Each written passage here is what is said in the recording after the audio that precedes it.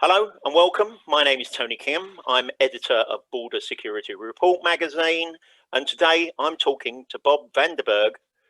Bob is law enforcement expert, container control program for the United Nations Office on Drugs and Crime. Welcome, Bob. Thank you for joining me. Thank you very much, Tony, and a very good morning out of Vienna. Fantastic. Okay, firstly, for those that aren't familiar with it, can you give me a brief background to the container control program, when it started, what it is, how it works? Well, yeah, of course. I mean, the container control program, in fact, has been launched in 2004. It was developed jointly by the United Nations Office on Drugs and Crime and the World Customs Organization. And the objective, in fact, of the program is to assist governments to establish and maintain effective container controls. Meaning that we are assisting countries to establish what we call interagency units, so units composed mainly of, let's say, customs officers and police officers. And we train these people, in fact, to profile and to identify potential high-risk consignments, and we also try to train them, let's say, in how to inspect also these high potential risk consignments. The program is focused at seaports, dry ports, land borders, railways, and airports. And again, it's very important to know about the program that there are two pillars which are very important to our program. And the first one, clearly, it's related to security. We want to avoid that containers are being contaminated. But we are also looking at facilitating trade. We want to avoid, in fact, that law enforcement officers would be, let's say, inspecting cargo containers without any reason. So doing this in a random way, because this way we would be slowing down the chain of trade. And this is clearly which is something that is not in interest of port authorities or of private sector. So at some point, in a way, we want to come to a point where there are less inspections and where we obtain more results. Currently, the program is operational. We have activities in more than 73 countries across the globe. We managed to establish, together with national authorities across the globe, around 120 what we call port control units, joint port control units, and we are working, let's say, over 13 different regions across the globe. Okay, so can you tell me a little bit more about port control units and the air cargo control units, and what sort of resources they have available, who pays for them, and who mans them, or personnel, not mans, sorry. No, of course. I mean, let's say before we start up the program, we always ask the country where we want to implement the program, be it in an airport, be it in a maritime port, that they send us a letter of interest, because clearly without the interest of the country, it would be quite complicated to implement the program. And once that we have the interest of the country, then it's up to us as a UNODC to go and negotiate funding together with potential donors, because we are depending on funding. Without funding, it would be impossible for us to implement the program. We've got donors all over the world, and when we talk, for example, about Latin America and the Caribbean, then our main donors are the United States of America, Canada, also the European Union, and Germany, for example, are funding us. But depending on the region, on the country, this might be another donor.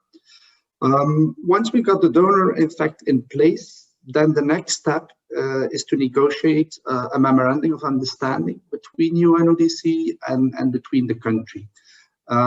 This is in fact an agreement where we will be defining, together with the national authorities, which are the agencies that we want to involve in these interagency units that we want to establish.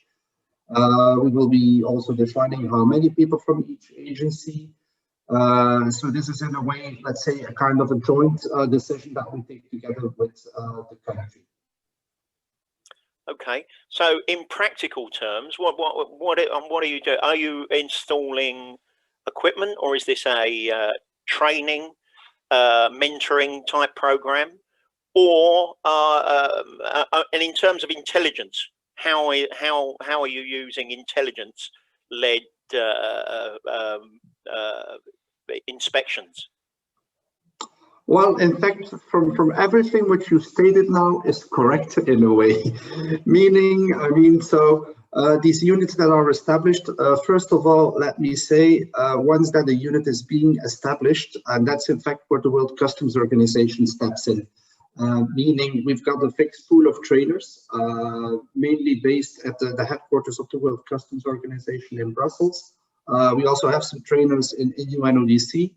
But all these trainers, this pool of trainers working for the CCP, they have established what we call a standardized training package. When we establish a unit, first of all, we will assist them with procurement of some of the equipment, meaning we will be buying all the office requirements will be purchased by us, meaning from computers, to tables, but also protection equipment, inspection equipment will be purchased.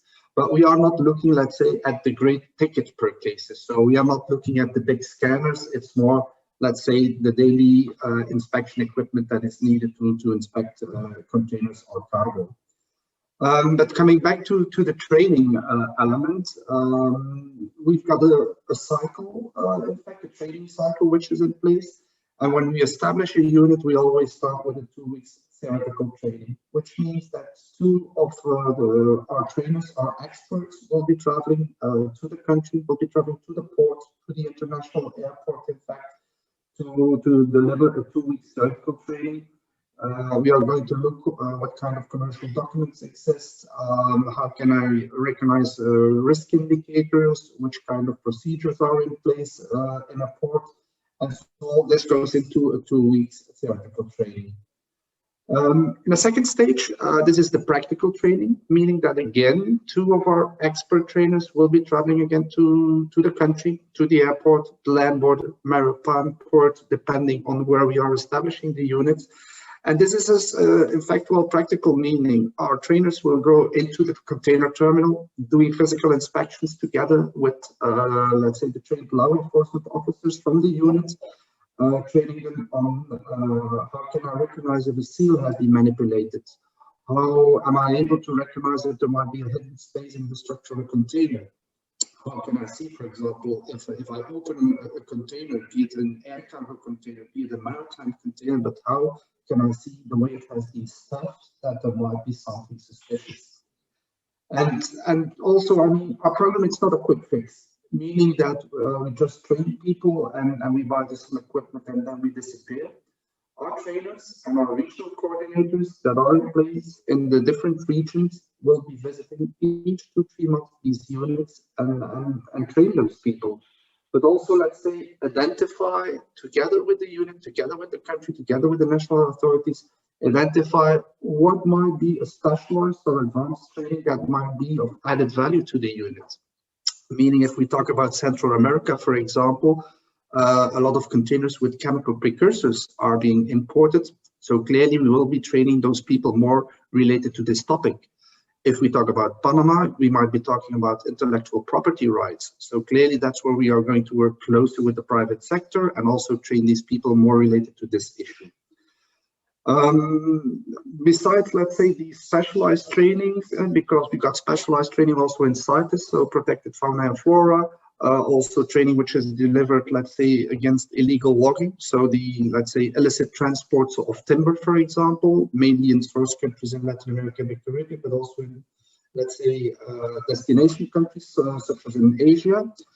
I mean, besides that, I mean, what we also organize is what we call study visits, meaning that we will be sending officers from the unit to, let's say, other countries, other continents, and to work in a way together with these countries, these other ports.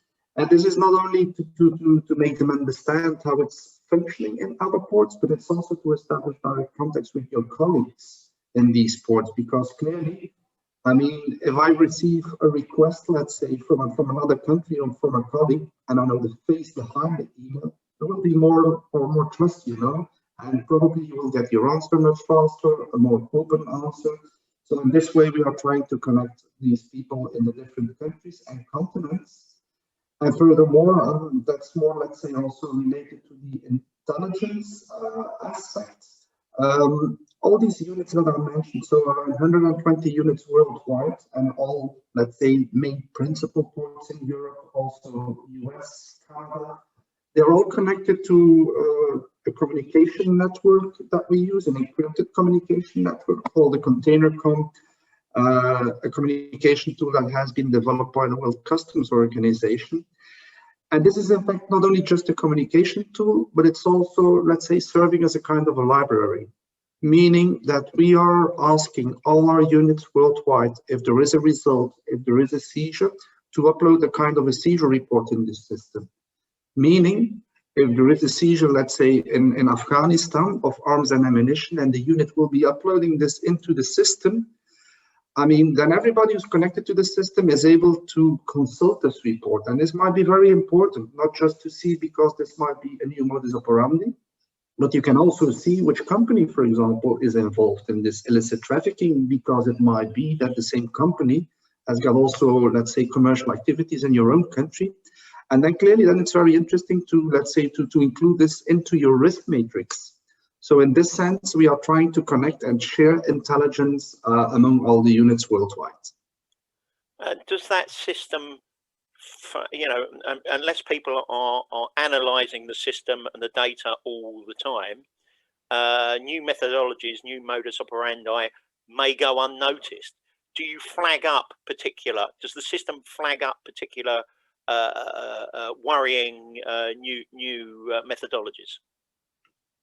Well, I wouldn't say specifically like flagging, but the information, of course, is there. And we've got also our fixed pool of trainers, as I told you, who are clearly following up, let's say, new trends, new modus operandi. This might also be like new routes, for example.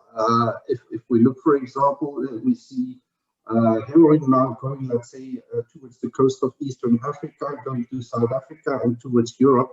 So clearly, if this is like a new trend, this is clearly something which is also shared with the units, and to make sure that they are aware that they can include it into the risk matrix. This is just to name one example, because clearly, depending on the topic or depending in the region that we are working, this might be different. Okay, fantastic. Thanks for that, Bob. That was really interesting. Perhaps you will agree to come back and update us at some point.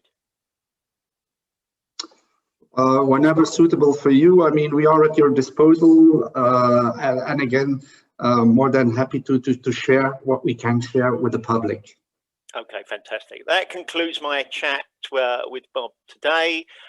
Remember, you can join border professionals at the World Border Security Congress that will be held in Athens in October, so join us there. Finally, I would like to apologise for some of the sound issues that we've experienced. I hope you can hear everything reasonably clearly. Finally, thank you for watching. Enjoy the rest of your day. Stay safe, and goodbye.